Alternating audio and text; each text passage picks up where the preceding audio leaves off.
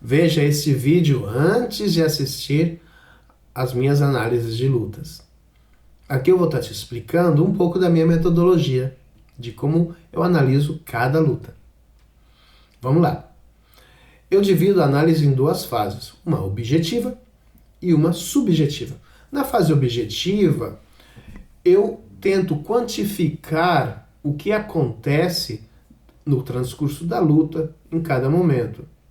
E eu não dependo somente de nomes de técnicas tradicionais de jiu-jitsu, porque eu tenho uma pirâmide hierárquica onde no topo está a relação espacial corporal entre os atletas e nos níveis mais abaixo os elementos biomecânicos das ações que os atletas exercem.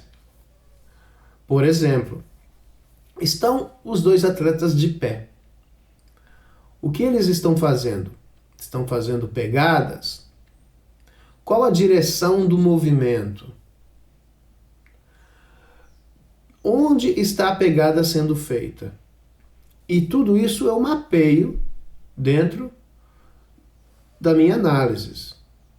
O que eu crio é um sistema objetivo que eu possa saber o que os atletas estão fazendo dentro da luta e comparar atleta contra atleta, luta contra luta, peso contra peso. Fazer essa comparação. A parte subjetiva é onde eu crio uma narrativa do que acontece no transcurso da luta, tentando entender estratégias e motivações de cada atleta. Para isso, eu olho para a luta desde uma perspectiva de 4 aspectos: fisiológico, psicológico, técnico, tático e um aspecto global de ações. Fisiológico, como os atletas se desempenham em termos de energia, expressão de força e velocidade. Psicológico, o estado mental competitivo deles em relação a focos, confiança e resiliência.